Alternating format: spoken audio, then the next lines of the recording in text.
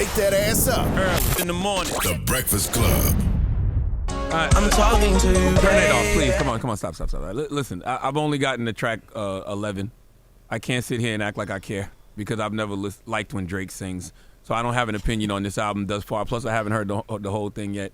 But when I heard "Give Me a Hug," I'm like, okay, Drake. Give Me a Hug is crazy. It's Valentine's Day. Can you be a little nicer to the light-skinned brothers out there? I do. Drake can still rap, but it's like, Eli, you picked the one rap record. I only got the track 11, but out of all the tracks I heard, they were all R&B songs until "Give Me a Hug." You picked the one rap record to play. Well, morning, everybody. We are the Breakfast Club. You only got the track 11. How many tracks is on the album? 21. There's 21 tracks on there. Jesus. Yeah, all right. Well, there's 21 tracks on there. Well, we are the Breakfast Club. Let's get in some front page news. All right. Now, let's start off with sports. This is All-Star Weekend, so tonight is the Celebrity Game. So Drewski will be playing the Celebrity Game. We'll talk to him about that. Saturday, they're actually doing the HBCU Classic, which is going to be two HBCUs playing against each other, Morehouse College during NBA All-Star Weekend? Yeah, this is like the third year they've done this. So, yeah. So, okay. Morehouse Does Trump know versus about Tuskegee. this? Probably not. I wanted to ask you, because a promoter asked me to book me. Juneteenth. Do we still celebrate Juneteenth? Are we going to have off that day? Because he was asking. I was like, I don't know what Trump got on the schedule yet. Damn, we still should do it. Yeah, if you celebrating Juneteenth is based on what a white man thinks, then you don't need to celebrate Juneteenth. But you're not really black, so I already knew that. No, I'm really black, but I'm asking because people usually have off that Monday. But if they're not giving federal workers off that Monday, then we can't have a party on Sunday. We got to have it on Saturday. I'm not a federal worker. All right, but a lot of people are. This is a private company. But also Saturday, they have the 3-point contest and the slam dunk contest, and Sunday is the G League, Rising Stars, and the All-Star Game at 8 p.m. So if you wanted your All-Star schedule, that's what it is. But good morning, Morgan. Good morning, guys. Happy Valentine's Day, and most importantly, cheers to the FN weekend. DJ MV, Charlamagne the God, and Jess Morgan. Happy Valentine's Day. Hey, girl. All right, let's get into it, y'all. So, top of the headlines. It was a busy day at yesterday at the White House. President Trump provided updates regarding the Russian-Ukraine war. He met with India's prime minister, and he announced that he is implementing a new round of reciprocal tariffs. Now, speaking from the White House, Trump said that value-added tax systems used by other countries will be considered tariffs, and further elaborated on which countries have the worst tariffs. Let's hear more from President Trump. Whatever they charge us, we're charging them, so it works out very well. It's a beautiful, simple system. And we don't have to worry about, we're charging too much or too little. Traditionally, India is right at the top of the pack, pretty much. There are a couple of smaller countries that are actually more. But India is they charge tremendous tariffs. Yeah, I don't know if y'all heard about it, but, today he put tariffs on chocolate, flowers, hotel rooms, restaurants that are 4-star or more, Hallmark cars that got hearts on them. Stop it. I don't know if y'all heard. Balloons. Yes. What? Today, this morning. Just because you don't want to go do nothing romantic don't mean you got to mess it up for everybody else. I'm just telling you what Trump did. Nah, don't do that. Trump said that other countries will want to have their companies in the U.S. The president said prices for some things could go up, but ultimately will come down.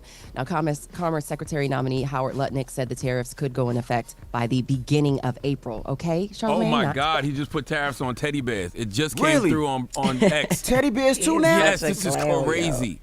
Oh, my gosh. And, of course, all of this comes as the Consumer Price Index report did go up. Inflation year over year went up 3% in January. Looks like we're running out of time, so I'm going to reserve the rest of the stories for 7, if that's okay with you guys. And, edible arrangements? That's because Charlamagne want to be playing. Yo, shut up, yo. What you mean?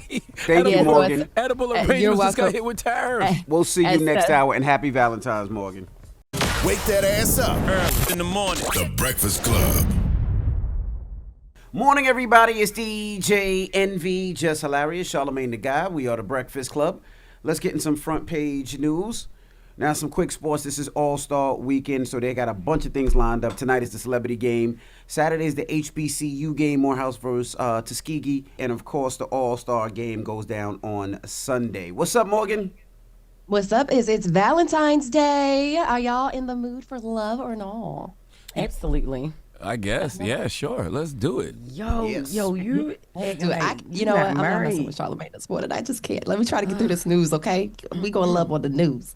President Trump met with Indian Prime Minister Narendra Modi at the White House yesterday in a press conference. After the meeting, he praised the relationship between India and the U.S. and said they will begin, the U.S. will begin soon selling military equipment to India. The gag is, though, the prime minister's visit also follows a controversial U.S. deportation flight earlier this month that saw over 100 Indian migrants returned to their home country. In other foreign affairs, President Trump says Ukraine will be involved in peace talks to end the war, but there will be a separate line of communication between the U.S. and Russia. He made those comments yesterday from the Oval Office. Let's take a listen to Trump's comments on the Ukrainian-Russian war. They're part of it. We would have Ukraine, we would have Russia, and we'll have other people involved too. A lot of people, a lot of forks in the. A lot of forks in this game. I'll tell you what, this is a very interesting situation, but the Ukraine war has to end. The young people are being killed at levels that nobody's seen since World War II. And it's a ridiculous war, and it has to end. We had a good talk with President Putin. I had a good talk with President Zelensky. Very good talk. So a spokesman for the Kremlin said it could take a few months to set up a meeting between President Trump and Russian President Vladimir Putin. He signaled such a meeting might take place in Saudi Arabia in the capital city of Riyadh. This comes after U.S. Defense Secretary Pete Hegseth told allies the administration does not support NATO membership for Ukraine, and a return to the country's pre-war borders is unlikely. So they are going to have to move forward. We're basically not going back to how things were. Meanwhile, the ceasefire agreement between Israel and Hamas appears to be back on course after the militant group said it will release Israeli hostages this weekend as previously planned. Remember, there is a 12 p.m. deadline. Israel and Hamas were disputing over the Gaza ceasefire deal as Israeli officials declined to confirm if they will abide by the ceasefire terms, even if Hamas releases the hostages. So Hamas has postponed the planned release after it accused Israel of violating the truce by not allowing aid supplies to enter the war-torn region. But as of right now, it does seem like the ceasefire agreement is still on, and the hostages are on schedule to be released. Now, whether or not how Israel reacts to that is remains to be determined.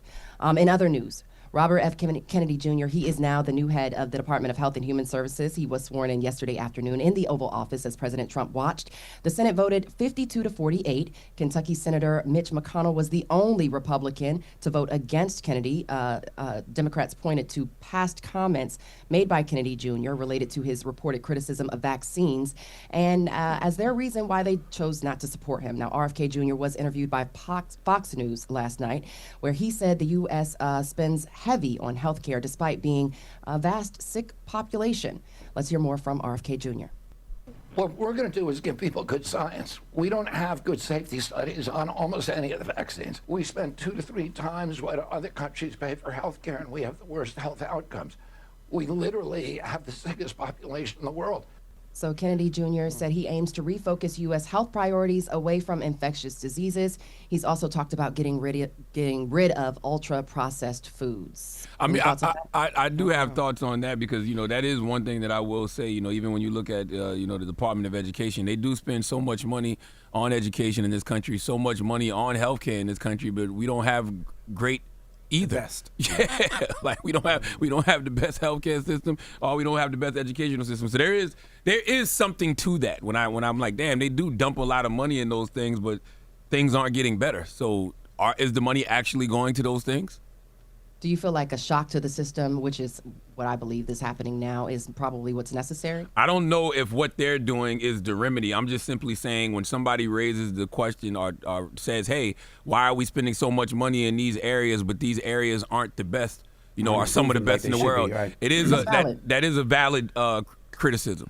I don't know about shocking. I don't know about taking the money away, but finding different ways to allocate the money. Because like Charlamagne said, if we're not the best in education and the best in healthcare around the world, and we're spending the most, there's a problem somewhere. Like I even was looking at about how, here in New York, how the feds just rescinded $80 million to New York City for migrants. And in my mind, I'm like, damn, they spent $80 million. Yeah. I mean, this was just like a one-time payment, but they spent $80 million on these migrants, but it's still such a migrant issue. So what is that money going to? That's all I be wanting to know. Where's the money going to? Yeah, well, I guess that's what Doge is for. So bringing things to you guys in New York, the top federal prosecutor in Mayor Adams' corruption case. Did you hear that she's resigning?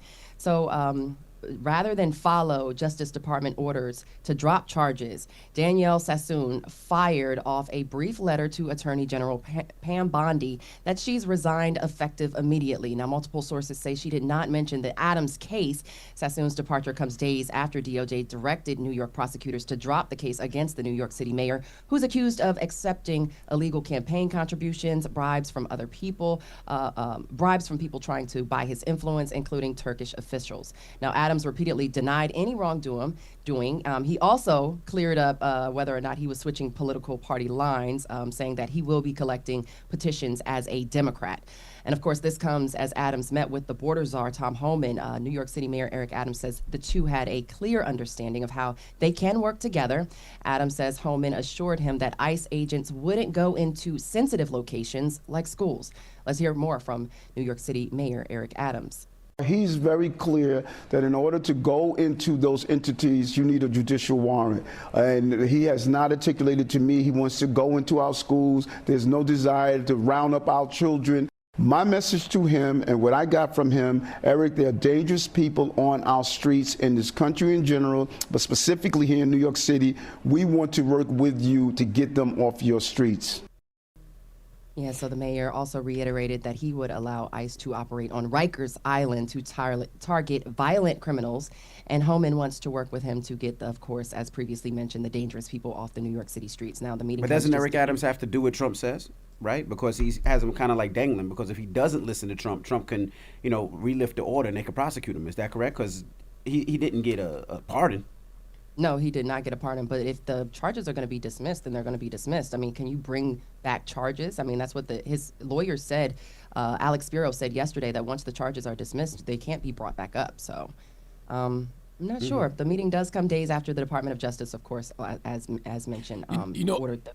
You know what else I wanted to know, Morgan? When the Department of Justice sues New York over sanctuary obstruction, who are they suing exactly? When you say you sue New York, is that the governor? Is that I don't know who you're suing. Yes. So when DOJ is taking legal action against New York, that would be Governor Kathy Hochul. I do see that the Department of Justice is actually suing New York State over its efforts not to support Trump's immigration policies. So Attorney General Pam Bondi said the DOJ is taking legal action against New York Governor Kathy Hochul and other state officials over New York's alleged resistance to supporting Trump's mass deportation policy regarding illegal migrants. Now, Bondi pointed out New York's green light law, which she claims keeps state law enforcement from sharing vehicle data with federal authorities for immigration enforcement. Now, State Attorney General Letitia James says New York's laws protect all New Yorkers, and she's prepared to battle that in a lawsuit in court. So it's basically Hochul and James versus DOJ and Bondi, so to speak. But yeah. All right, guys, so that's your front page news. I hope everybody is enjoying their Valentine's Day and this beautiful Friday. I'm Morgan Wood. Follow me on socials at Morgan Media, MorgynMedia. And for more news coverage, follow at Black Information Network. Download our free iHeartRadio app and visit us at BINnews.com. Thank you. Wake that ass up. Early in the morning. The Breakfast Club.